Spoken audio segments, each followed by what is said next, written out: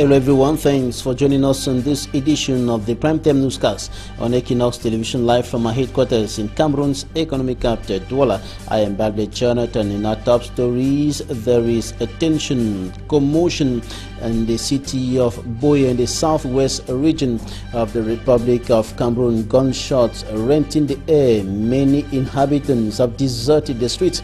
They are now indoors. In this newscast, we shall take you to Buea to give you up-to-date information with our correspondent on the ground, Derek Jato. Also in this newscast, we will show you another ugly phase of underdevelopment. We'll take you to Ngoro subdivision in the central region of the country. Stay with us.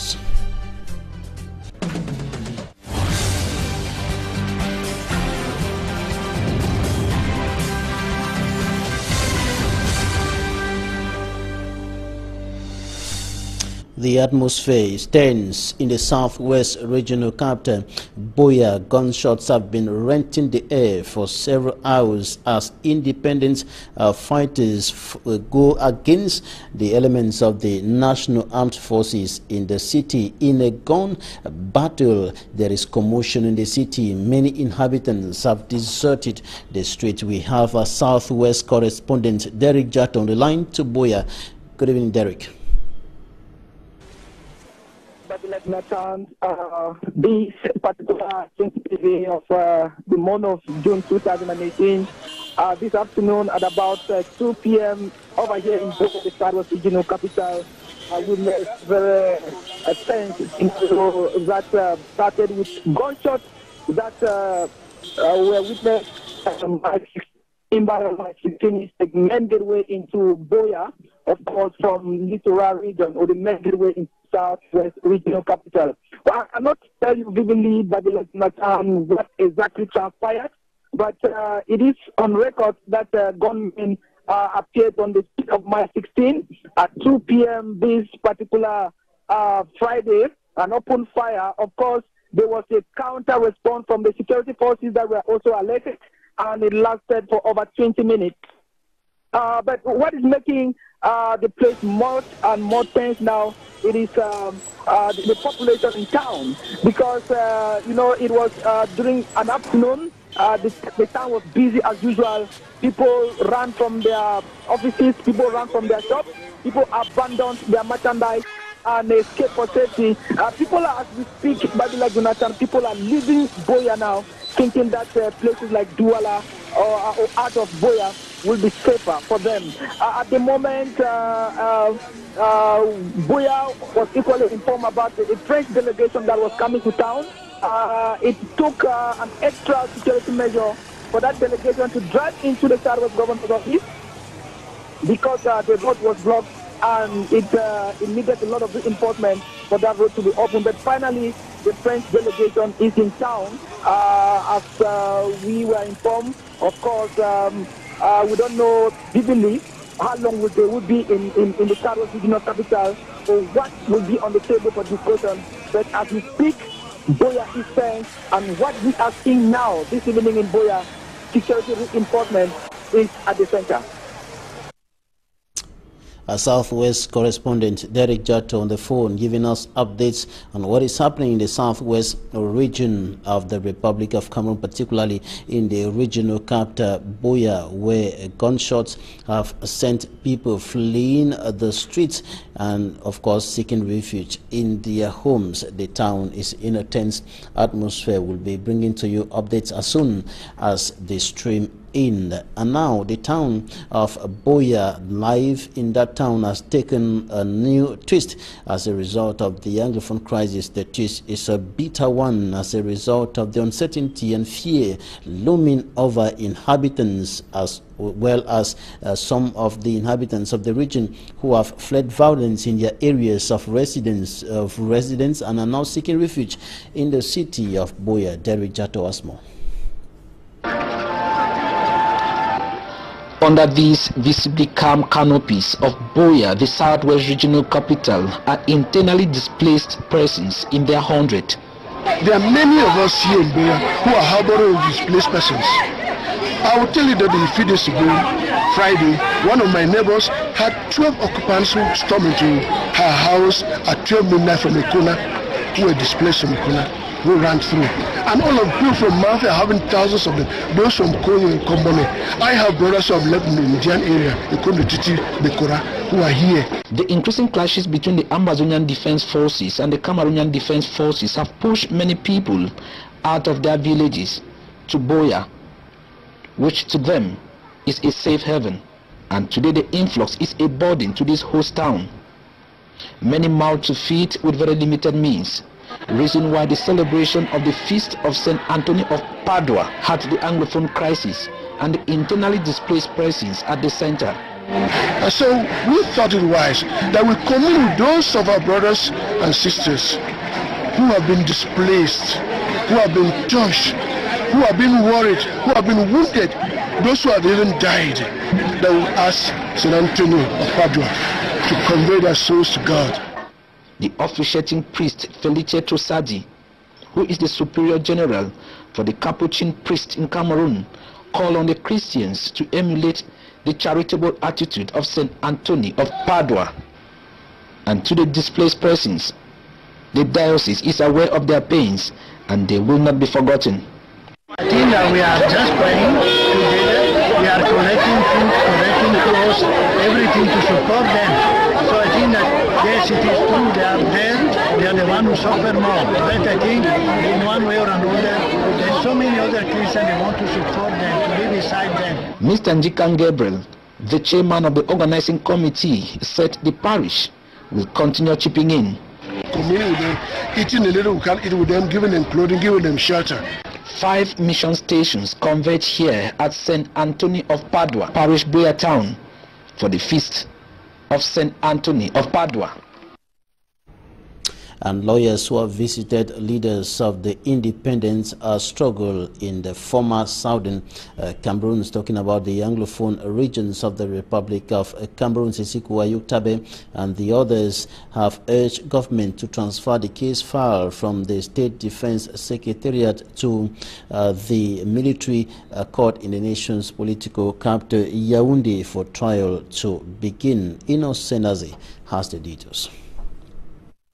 Detained in secret for close to 6 months now at the State Defense Secretariat in Yaoundé since their arrest and extradition from Nigeria to Cameroon. First information about the Amazonian leaders Julius Sisiku Ayuktabe and co has been made public. Led by Akiri Muna, lawyers of the incarcerated Amazonian leaders, after pressure on government, succeeded to have access to see Julius Sisiku Ayuktabe and others. La rencontre a bel et bien eu lieu. The encounter successfully took place, but we wish access to meet them was granted us earlier enough and not after 6 months. Pu être vu déjà un peu plus tôt. From their discovery, Julius Sisiku Ayuktabe and his collaborators of the said Amazonian Republic are in healthy condition. Physiquement, il n'apparaît pas que physically, they don't look traumatized. They are safe and okay in all forms. Apparemment en bon état de forme. As added by Barrister Claude Asira, the leaders are as well morally upright, despite the fact that they have been detained in secret for long and denied enchantment and interaction with people of the outside world. He says the leaders are a little bit worried about their loved ones. Ils doivent nécessairement, au-delà de ce que eux-mêmes peuvent penser, être atteints. The visiting lawyers denounced government's gross violation of the law through the renewal of the 15-day custody as a means to keep them in detention. Generally, when there is renewal, in certain conditions, there are 2 maximum, but the law does not tolerate series of renewals. In this case, we have recorded consecutive renewals. Tous les 15 jours, vous aviez un renouvellement du délai de la garde à vue. On the subject of the next procedure of this affair, the lawyers from the Muna's cabinet believe that the police phase has faded out and for the military court to take over and begin hearings. They expect that the case file concerning the Ambazonian leaders be channeled to the military tribunal as fast as possible. Pour entrer dans la phase judiciaire dans les tout prochains jours, que très rapidement le dossier devrait être transmis au tribunal militaire pour le début des audiences. The lawyers, however, refused to make a comment on the components they will use to defend Julius Sekou Ayuktabe and Co. when they appear in court. They also expect that an extrajudicial action is not taken against the said Ambazonian leaders. And the international community continues mounting pressure on the Cameroon government to solve the Anglophone crisis before things completely get out of hand. The crisis was on the discussion table at the United States Congress subcommittee hearing recently. Details in this report compiled by Franklin Mwabe. Tensions in the deepening Anglophone crisis continue streaming from the international community. The U.S. Congress, in a subcommittee hearing, examined facts and figures about the happenings in the two Anglophone regions of Cameroon. An estimated 160,000 people have been displaced within Cameroon, and over 21,000 Cameroonians have fled to neighboring Nigeria as refugees. Violence, be it from secessionist government forces or armed bandits, took the lives of 108 people from the December 31st through April 30th of this year. We have heard of security forces being attacked as well as attacking. We've heard of schools being burned down, and I really wish that the government would see that a heavy-handed crackdown on civil liberties, especially in regard to the freedom of assembly and speech, only serve to exacerbate tensions and escalate conflict. Witnesses from Anglophone Cameroon told the Congress that it's not genocide. I don't know how it would describe genocide. It's genocide going on in Cameroon. And when the international community failed Rwanda, and we are about to fail the people of former Southern Cameroons, I think we need to rise and see what's going on and hold the Biya government to accountability and listen to the cry of the people of Southern Cameroons for freedom, for an independent Southern Cameroons. Thank you, Mr. Chairman.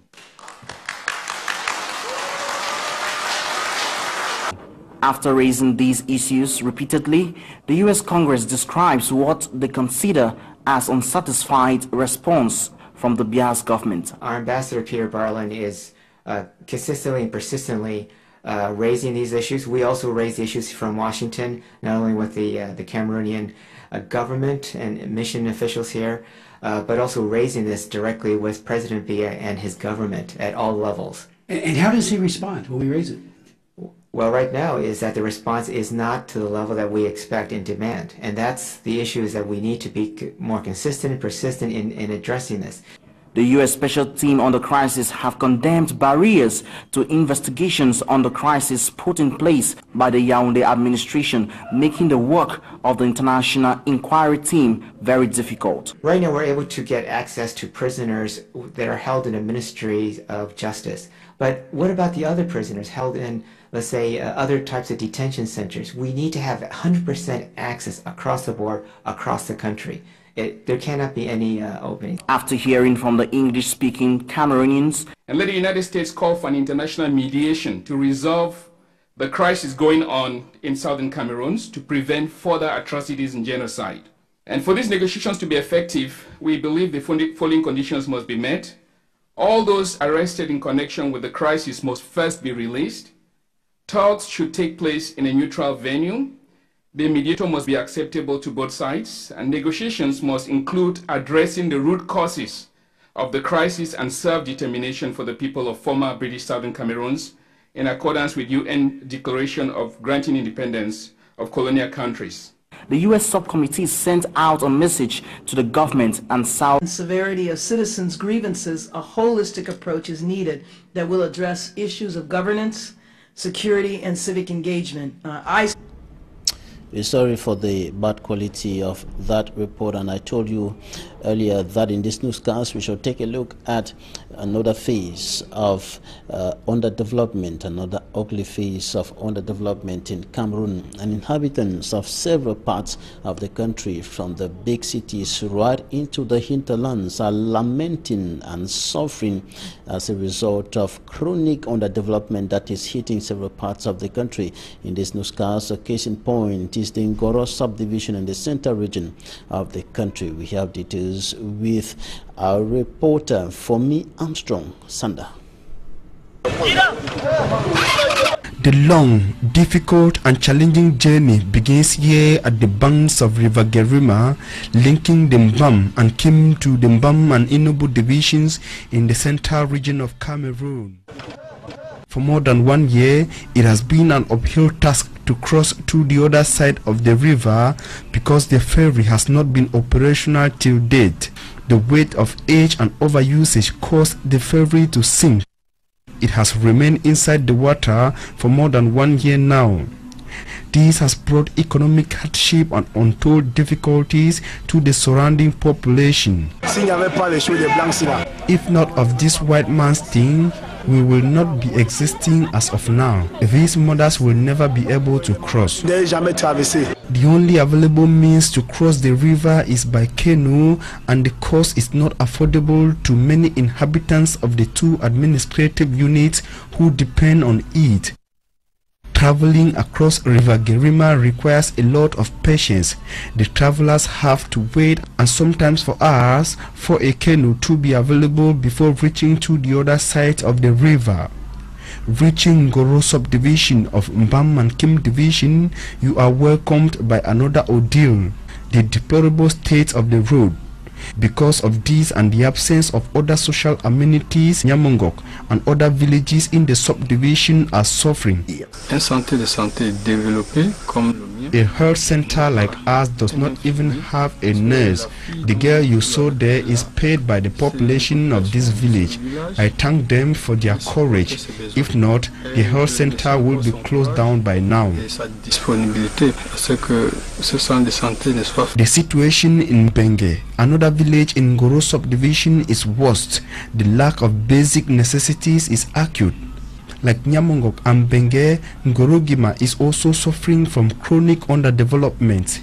In this village, developmental effort of the population is hampered by a wall of difficulties. The villagers complain of the lack of farm-to-market roads, no bridge linking them to the neighboring villages, and no health facility. Et nous sommes des agriculteurs. Nous travaillons. First of all, we do not have roads.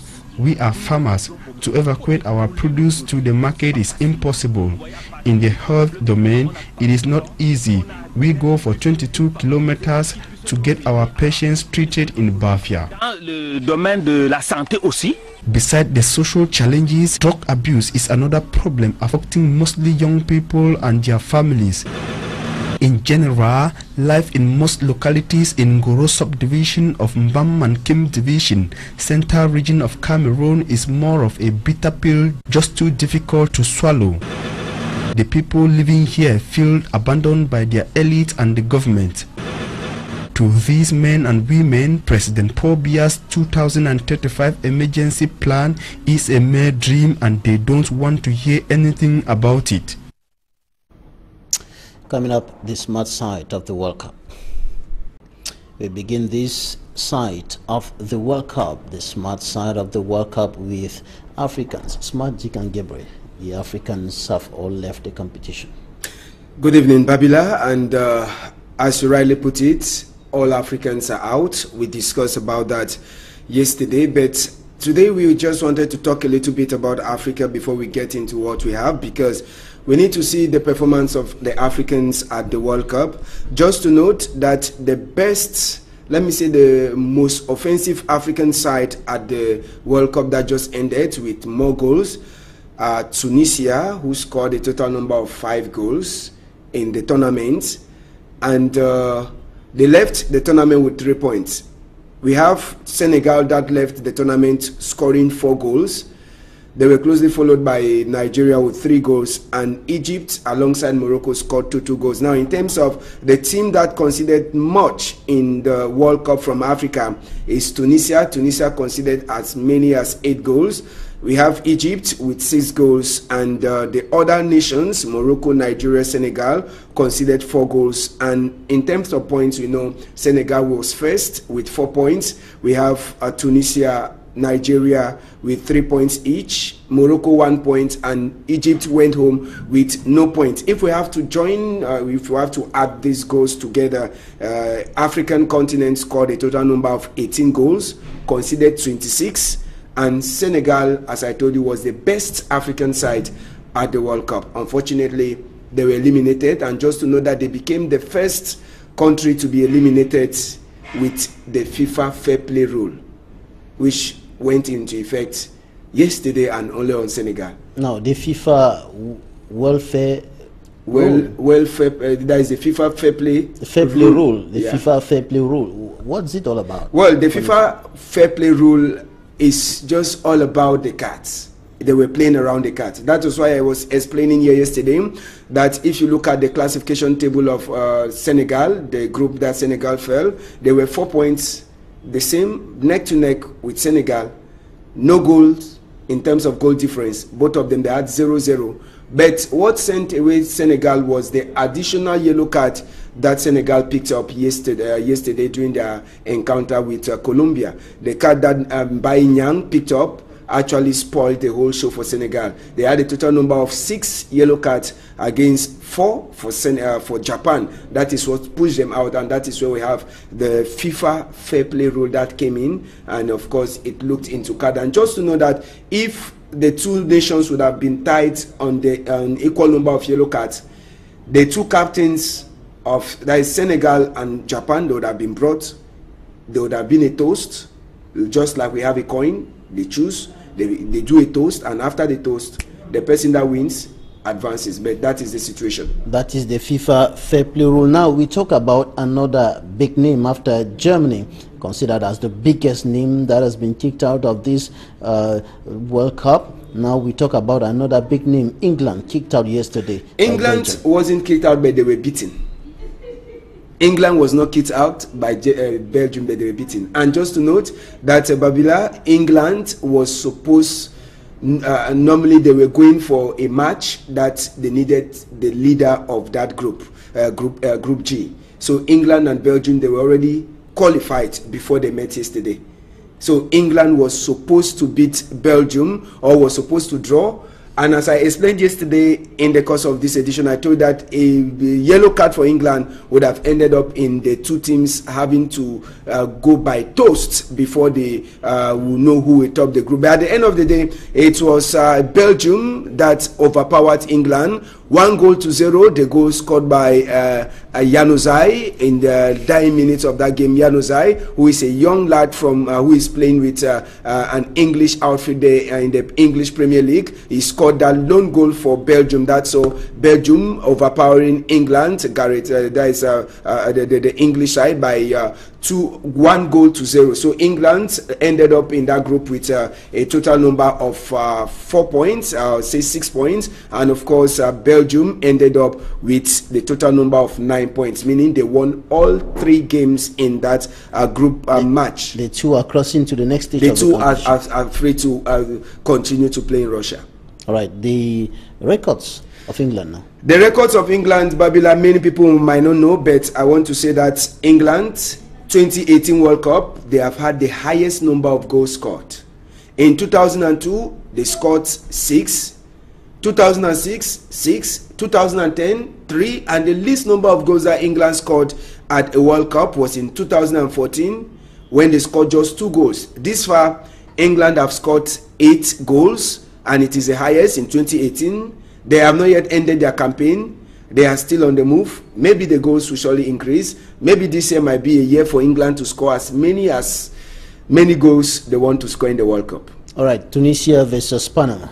Tunisia versus Panama yesterday, it was a great game, and I can say it was a better way for the Carthage Eagles to pack their luggages back to their North African nation. Panama actually opened scores, but Tunisia came from a goal down to score, equalize, and after equalizing that goal, they scored the second goal. So Tunisia left that group with a total number of at least a victory. And I want to tell you that apart from Egypt, Morocco that did not get a win at the World Cup, at least we have teams like Tunisia, we have Nigeria and Senegal that tasted what it meant to be a victor, or what it meant to get 3 points in an encounter. So Tunisia left Russia with 3 points in his bag, and of course they were well placed, as we are going to see in the classification. They were well placed on the classification table with 3 points. So the classification table after the match of yesterday, this is where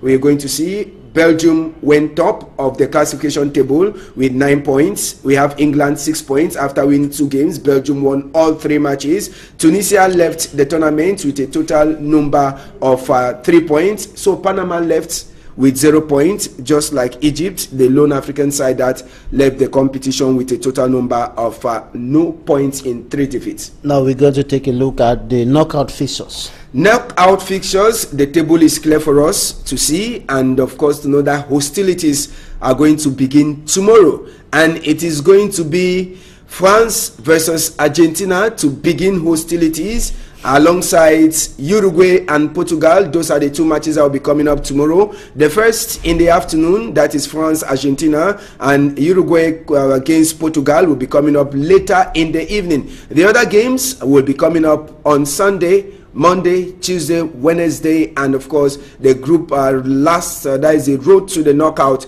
stage of the tournament, must have been concluded at this level. And just to know that the winner between Uruguay and Portugal will face the winner between France and Argentina. And I want to tell you, Babila, 1 or 2 big names in football will leave tomorrow at the end of the first 2 knockout matches that will be coming up.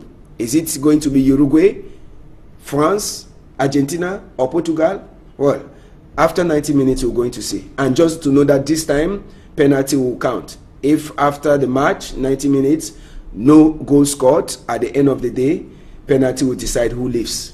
We want to know more about the referee of the encounter between France and Argentina. Now, the referee who has been chosen for France versus Argentina encounter is an Iranian. He comes from Iran. He is Ali Reza Fani. Ali Zehra Fani. He, at this far, has already handled 2 games before this match that he will be handling between France and Argentina. It should be noted that he was the one who handled the Germany versus Mexico encounter, which ended in favor of Mexico, 1-0, and he also handled Serbia versus Brazil encounter. It ended 0 for Serbia and 2 for Brazil. So he is going to take on his 3rd World Cup encounter at the Russian edition, and he is from Iran. As I earlier mentioned, he is Ali Reza Fahani. He's the one to handle that game. It's a tough match, and maybe FIFA giving him that game, they have already seen that maybe the guy is good. Now, the youngest team at the World Cup at the moment. The youngest team, or let us say the youngest starting 11 that have been put up since the World Cup started, is that of France. Yes, France has the youngest starting 11 that have been used this far at the World Cup during the group stages. Babylon, France, the age average was 24.6. That is in terms of average, and it should be noted that when we look at the classification of the youngest starting 11 at the World Cup, France is first with 24.6 average age, and Nigeria is second, average age is 25.1, England 25.7, Tunisia 26.0, Iran 26.2, and Senegal 26.2. So France has the youngest starting 11 this far at the competition. And just to note that we're going to continue this time around to tell you that Colombia also became among all of the teams that qualify for the last 8 or the knockout stage of the tournament. Colombia was the only side that was beaten in its first encounter. Colombia was beaten in its first game and of course had to catch up during the last 2 matches which they won to grab 6 points in that group that had also Senegal. So in their first match, Colombia was beaten, but unfortunately it was so fortunate for them that they did catch up with the last 2 games that they had to play, beating their opponents, and of course one of their last victim was Senegal that they tortured 1-0. And to note that the fastest yellow card this far in the World Cup that we recorded this time around, the fastest yellow card was shown to one great player out there in we have to go to that picture for the fastest yellow card that we have in the World Cup. Or before that, let us go to the fastest yellow card that we have. And just to know that this picture depicts the fact that that is the fastest yellow card in the World Cup. It came just 14 seconds of the World Cup, and that was the match pitting Mexico to Sweden, the match between Mexico and Sweden, and of course that was the fastest yellow card that was given in the course of this World Cup that we are having, that is ongoing out there in Russia. And just for us to note that this far, every team that has participated at the World Cup, no team left the competition without a goal. That is why this picture is there to show that all participating teams at the World Cup have at least scored a goal. No team left without a goal. Now the classification table of the top scorers. Yes, the top scorers, we know already. The top scorer at the competition remains the same. We have Harry Kane, who is topping with 5 goals. Now, Cristiano Ronaldo brought on top of the classification table. Remember, Romelu Lukaku was not part of their game yesterday, but he has 4 goals, and of course, a way to make sure that he adds when he meets against in the next round of the tournament. Diego Costa and Cheryshev of Russia, they are on 3 goals, which means they have the possibility to climb up the competition. And the last thing we decided to look in this edition of the special smart side of the World Cup is the best 11 after the group stage. That is the best 11, starting 11 if they have to come back. We have Cristiano Ronaldo of Portugal, Harry Kane of England, Isco of Spain. We have Luka Modric of Croatia, Kante of France, Coutinho of Brazil, Hernandez of France, and we have Yerry Mina of Colombia, Gordon of Uruguay, Fernandez of we have Fernandez of Fernandez of Russia, and of course Olsen, who is at the goalpost. So that is the first starting 11 after the group stage of the competition. You see that almost every nation, maybe the European side and all of that, they were represented. And maybe just for us before except Africa. Yes, except Africa. And just to know, Babila, before we go, maybe for us to tell you that the highest nation or the highest football association that is having a good number of representatives this far at the World Cup is the UEFA, that is the European Football Association, Union of European Football Association, UEFA, that is having 10 representatives, and the South American Football Confederation, fondly abbreviated as CONMEBOL, is also having a total number of 4. They are the highest in terms of the South American, and the Confederation of North Central America and Caribbean Association, CONCACAF, they are also having at least a representative, and the Asian Football Federation, a representative. CAF, nothing. Thanks, Smart Jikan Gebre. That was the smart side of the World Cup, putting an end to this edition of the Primetime News on Equinox Television. Thanks for staying with us. Do have a nice weekend. Smart will be back on Monday.